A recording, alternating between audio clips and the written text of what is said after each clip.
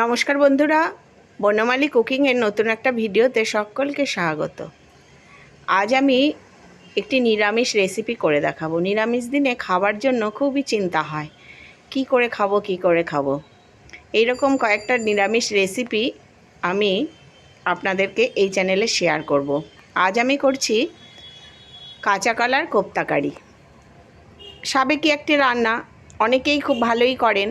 আমি যেমনভাবে করি আপনাদের সেটা করে দেখালাম। খেতে খুব ভালো হয় এবং নিরামিষ দিনে উপাদেয় একটি আইটেম। এই কাঁচা কলার কোপ্তা কারি করার জন্যে যেটা মেন উপকরণ সেটা হচ্ছে কাঁচা কলা। আমি এর জন্যে দুটি কাঁচা কলা নিয়ে নিয়েছি। কাঁচা কলা দুটো এইভাবে বোটা এবং সামনের দিকটা ছাড়িয়ে 2 পিস করে নেব এবং এটা একটি প্রেসার কুকারে ধুয়ে দিয়ে দেব।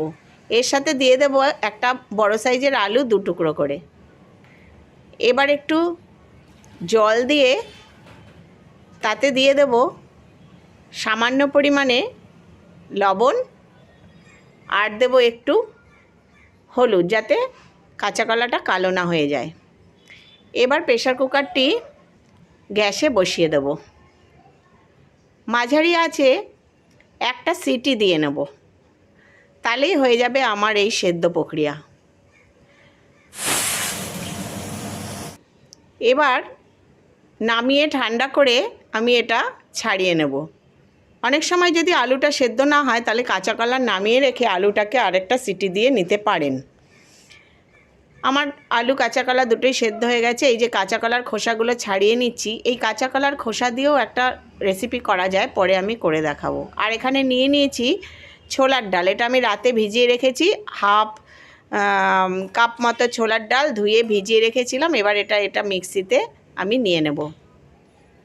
এর সাথে আমি নিয়ে নেব 2টো কাঁচা লঙ্কা আর নেব সামান্য পরিমাণে একটু লবণ।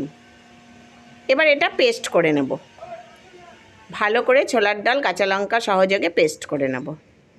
এই যে আলু আর কাঁচকলাটা আমি ম্যাশড করে নিয়েছি। এর মধ্যে আমি এই ডাল বাটাটা নিয়ে নিলাম, আর নিলাম একটু হলুদ, আর নেব একটু সামান্যই নুন নেব, কারণ আমি সেদ্ধ করার সময় ডাল বাটার সময় অল্প অল্প করে নুন দিয়েছি। এবার দেব 1 চামচ মতো চিনি, আর দেব একটু অল্প পরিমাণে জোয়ান। এবার এই উপকরণগুলো খুব ভালো করে আমি মেখে নেব। খুব সুন্দর করে হাতের সাহায্যে এগুলো মেখে নিতে হবে। এই মাখার সময় যদি কোনো কিছু হাতে বাঁধে তখন সেটা একটু ম্যাশড করে নিতে হবে এবং ভালো করে মেখে এবারে আমি এগুলো কোপ্তার শেপ দেব। আপনারা আপনাদের খুশি মতো যেমন খুশি শেপ দিতে পারেন। আমি এগুলো একটু গোল গোল করে শেপ দিয়ে নিয়েছি। এই পরিমাণ নিয়ে হাতে মুঠো করে 2 হাতের তালুর মধ্যে রেখে এরকম চাপ দিয়ে একটু মোটা মোটা করেই করে নেবেন। আমি এরকমভাবে করে নিয়েছি। আরও একটা আমি করে দেখাচ্ছি। এই যে দেখুন, এরকমভাবে এইভাবে অনেক কিছুই বড়াই করা যায়। কাঁচা কলার কোপ্তা কারিটাও খুব খেতে ভালো হয়। এরকমভাবে শেপ দিয়ে নেব। এইভাবে আমি পুরোটাই করে নেব। এই দেখুন, আমার 2টো কাঁচা কলা একটা আলুতে এরকম 10টি কোপ্তা তৈরি হয়েছে। এইবার কড়াইতে তেল দিয়ে তেলটা চারপাশে একটু ছড়িয়ে দেবো যাতে লেগে না যায় বড়াগুলো। তেলটা হলে পরে এইবার কোপ্তাগুলোকে আমি ভেজে নেব। এই দেখুন, এরকমভাবে তেল হয়ে গেলে গ্যাসটা একটু মাঝারি রেখে তারপর ভাজবেন। যদি খুব বেশি গ্যাস বাড়িয়ে দেন তাহলে কোপ্তাগুলো ওপর দিয়ে পুড়ে পুড়ে যাবে, ভেতরটা হবে না। সুন্দর করে এপিট ওপিট উল্টে আপনাদের কায়দায় কোপ্তাগুলোকে ভেজে নিতে হবে। অনেকেই খুব সুন্দর করে এগুলো করেন। হালকা হাতে একটু করতে হবে, হুটোপাটি করে করলে হবে না। তবে এগুলো একদমই ভেঙে যাবে না। বাইন্ডিংসের জন্য যে আলু দেওয়া হয়েছে তাতেই এটা খুব সুন্দরভাবে আটকে থাকে। আমি কোনো ময়দা বা ব্যবহার করিনি, কিন্তু ডাল বাটা আছে, আলু আছে, যার জন্য এটা খুব সুন্দরভাবে থাকে। এইভাবে উল্টে পাল্টে ভেজে নিতে হবে। গ্যাস কখনোই খুব বেশি বাড়িয়ে দেবেন না, তাহলে ওপরটা হয়ে যাবে, ভেতরটা হবে না। আমার এই কোপ্তাগুলো ভাজা হয়ে গেছে, এগুলোকে আমি এবার তেল থেকে তুলে নেব। এই দেখুন কি সুন্দরভাবে কোপ্তাগুলো হয়ে গেছে। এবার তেল থেকে ছেঁকে তুলে নেব। দেখুন কি সুন্দর হয়েছে। এগুলো মুচমুচে খালি মুখে খাওয়া যায়। এবার বাকি আরও কোপ্তা 4টে আমি এখন দিয়ে দেব। আমার যেহেতু 10টা কোপ্তা, নেমন্তন্ন বাড়িতে অনেকটা হয় বলে অনেক তেল দিয়ে একসাথেই অনেক ভাজা যায়। আমার তো অল্প পরিমাণ, তাই জন্য হালকা করে আস্তে আস্তেই ভাজতে হবে। আমি আরও 4টে ভেজে তুলে নিলাম। আর রয়েছে 2টো, এই 2টোও ভেজে তুলে নিলাম। সব কোপ্তা আমার ভাজা হয়ে গেল। এইবার গ্যাসে ফোড়ন দেব একটা তেজপাতা, একটা শুকনো লঙ্কা, আর দেবো একটু গোটা জিরে।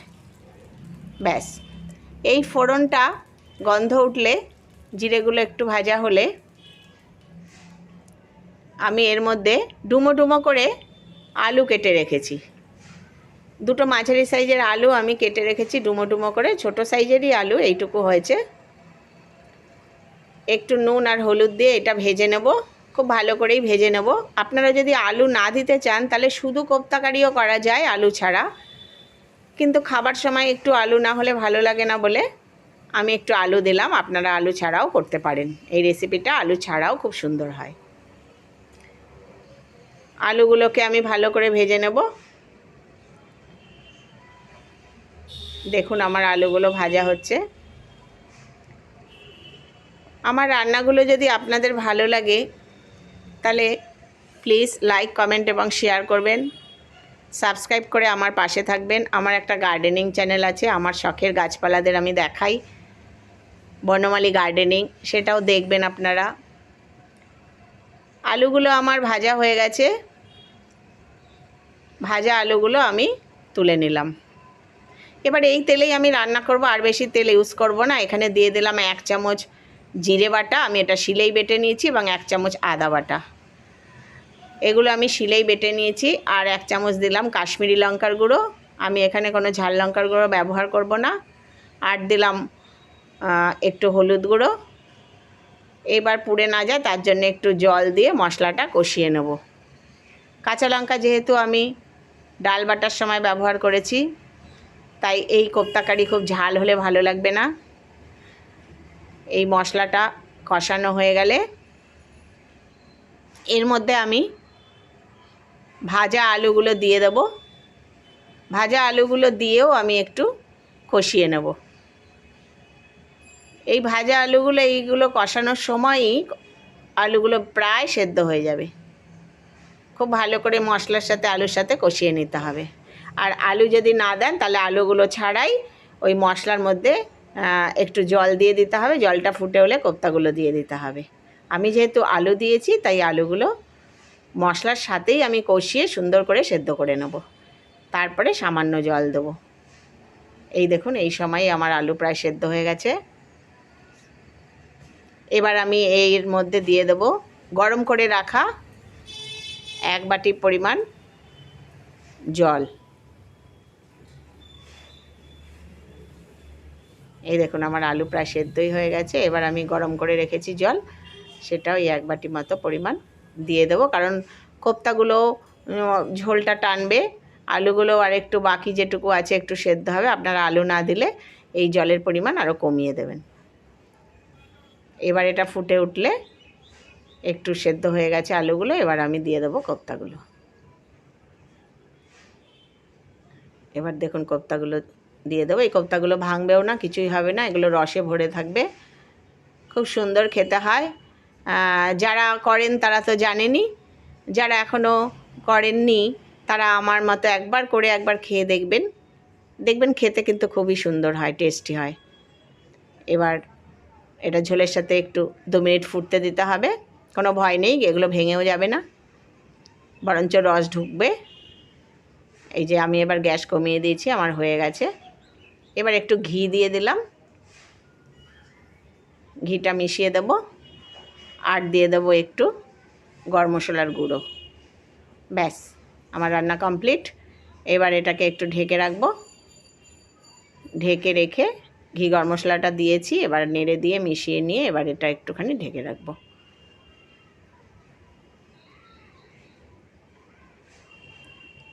এই আমি ঢেকে দিলাম, গ্যাস বন্ধ করে ঢেকে দিলাম। এবার 2 মিনিট পরে নামিয়ে নিলাম। তৈরি হয়ে গেল আমার দারুণ স্বাদের নিরামিষ, সম্পূর্ণ নিরামিষ, পেঁয়াজ রসুন ছাড়া কাঁচা কলার কোপ্তা কারি। ধন্যবাদ।